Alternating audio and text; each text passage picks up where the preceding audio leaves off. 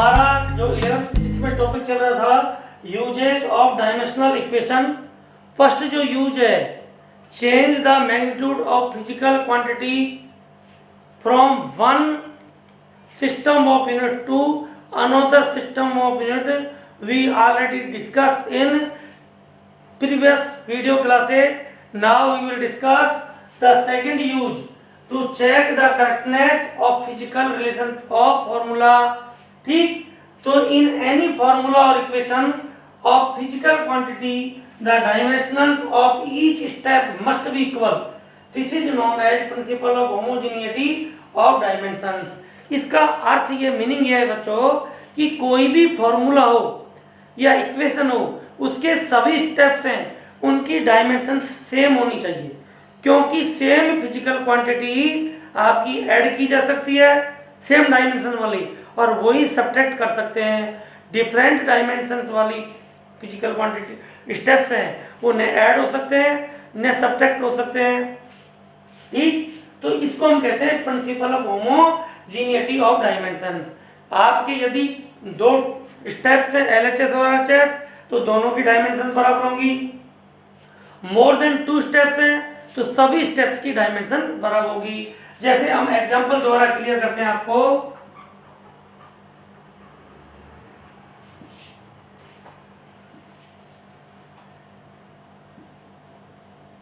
एक क्वेश्चन लेते हैं आपका, check the correctness of Newton's equation of motion. Newton की इक्वेशन ऑफ मोशन है v equal to u plus a t, पहला इक्वेशन है। s equal to u t plus half a t square, second equation है। v square is equal to u square plus 2as, third equation है। तो इनकी आप correctness check करिए किसके द्वारा, बाय डायमेंशनल मेथड। तो डायमेंशनल मेथड से इनकी करेक्टनेस चेक करेंगे। तो कैसे चेक करेंगे, आपके जैसे फर्स्ट की करते हैं, देखो सॉल्यूशन देखो, आपका फर्स्ट इक्वेशन करते हैं, इक्वेशन आपकी v is equal to u plus a t. तो कितने स्टेप हैं, एक v है, u है, at है, सबकी डायमेंशंस निकालिए। डायमेंशन ऑफ v होती है फाइनल वेलोसिटी, तो वेलोसिटी कितनी होगी m0 l1 t-1। u क्या है, इनिशियल वेलोसिटी, तो वेलोसिटी जो इनिशियल और फाइनल डायमेंशन तो वही होगी, तो m0 l1 t-1। Third step है at, तो dimension of at equal to dimension of a multiply dimension of t। a is the acceleration, t is the time। तो what is the dimension of acceleration, m naught l1 t-2, ये हो गया t1। Solve करेंगे तो हो गया m naught l1 t-1। since dimension of v is equal to dimension of u is equal to dimension of at, therefore first equation of motion is dimensionally correct. Dimensionally क्या है, correct है, क्योंकि सभी steps की dimension क्या आई है, बराबर आई है। इसी तरह से हम सेकंड को लेते हैं। देखो सेकंड इक्वेशन क्या है, s is equal to u t plus half a t square.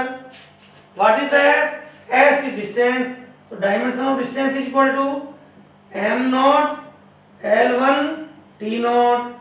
Dimension of ut is equal to dimension of u, dimension of t is equal to u की डायमेंशन लिखो velocity की m naught l1 t-1, t की होगी t1, therefore dimension होगी आपकी m naught l1 t not.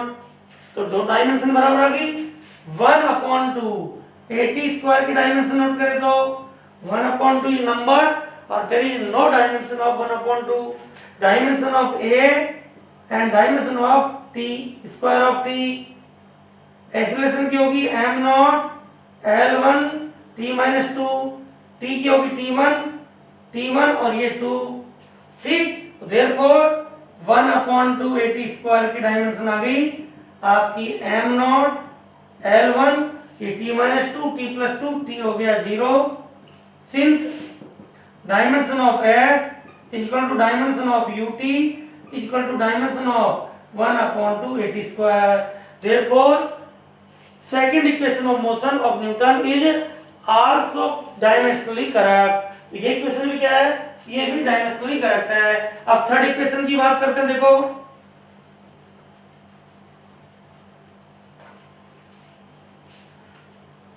इसी तरह third को प्रूव कर सकते हैं।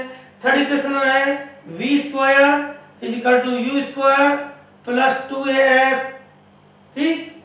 अब dimension of v square is equal to dimension of v m0 L1 T-1 square करो तो m0 0 से 2 multiply 0 L2 T-2 u square की डायमेंशन ऑफ u का स्क्वायर करो तो m0 L1 T-2 square again m0 L2 T-2 dimension of 2as, 2 की dimension नहीं होगी, dimension of a dimension of s, dimension of a m0 L1 T-2 और ये L1 again dimension m0 L2 T-2, therefore dimension of v square is equal to dimension of u square is equal to dimension of 2as. Therefore third equation of motion is also dimensionally correct, ठीक। तो इस तरह से हम किसी भी फॉर्मूले की हम डायमेंशनल मेथड से उसकी करेक्टनेस है उसको प्रूव कर सकते हैं, ठीक है। और आगे नए यूज देखते हैं। नेक्स्ट यूज है बच्चों आपका थर्ड यूज है to find out the dimensional formula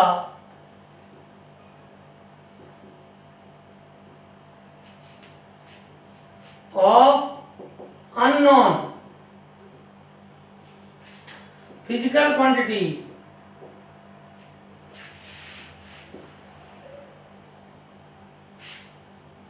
in any equation और फॉर्मूला, किसी फॉर्मूले और इक्वेशन में जो अननोन फिजिकल क्वांटिटी है उसका डायमेंशन फॉर्मूला हम यहां पर फाइंड आउट कर सकते हैं। एग्जाम्पल देखिए,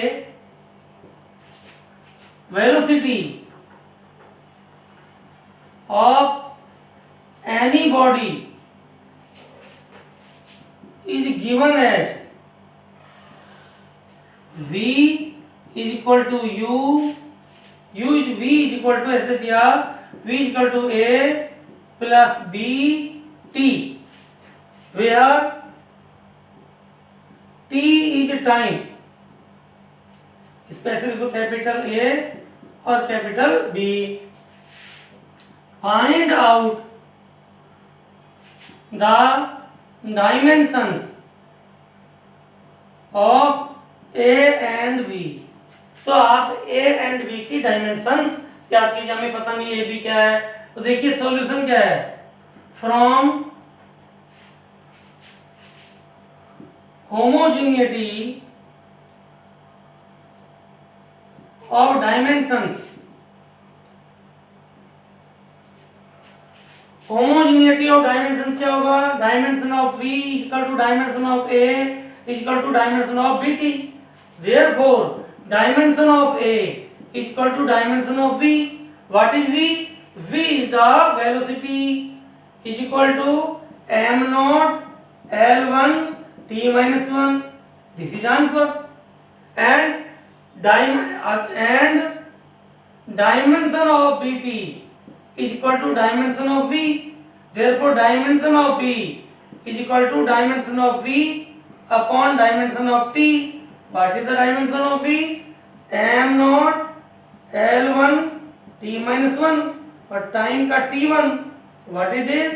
m0 L1 T-2. This is the dimension of B. तो इस तरह से ये आंसर आ गया। तो हमारे पास जो अननोन जो क्वांटिटीज है या कोफिशिएंट है उनके हम डायमेंशन फॉर्मूले फाइंड आउट कर सकते हैं। और एक क्वेश्चन ले लेते हैं, देखिए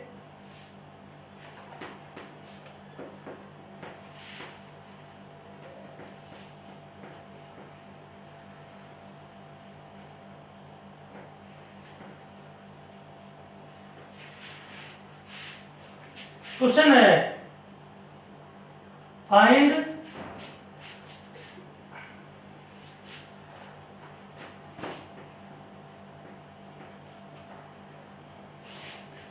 क्वेश्चन है बच्चों, find out the dimensions of A and be in gas equation P plus A upon V square into V minus V is equal to RT, where P is pressure, V is volume, R is gas constant and T is temperature।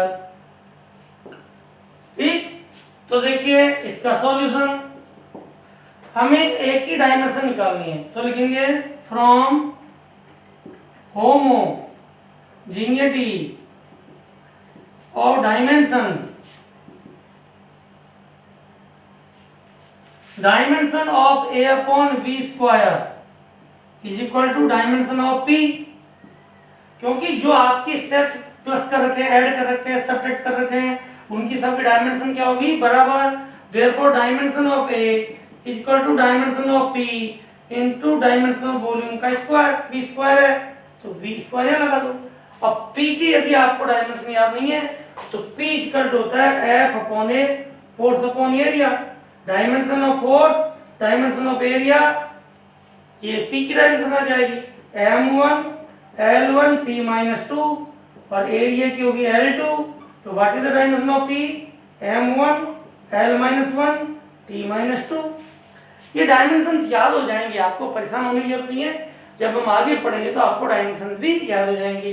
तो देखिए P की dimensions m1 L-1 T-2 और volume की होगी L3 square, तो m1 L-1 T-2 L6, therefore dimension of A is equal to m1 L5 T-2। This is the dimension of A, and dimension of B is equal to dimension of V. Dimension of B is equal to dimension of V. What is the dimension of volume, m0 L3 T0, this is the dimension of volume।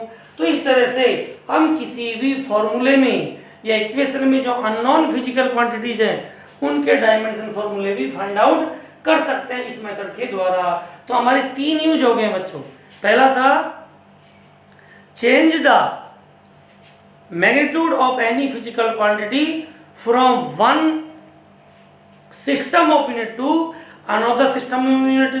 Second था check the correctness of formula or equation by dimensional method, और third find out the dimensional formula of unknown physical quantity in any equation or formula। ठीक, next इसका एक use और बच रहा है, वो नेक्स्ट टर्न पर करेंगे और नेक्स्ट टर्न पर ये आपका चैप्टर भी समाप्त हो जाएगा। थैंक यू बच्चों।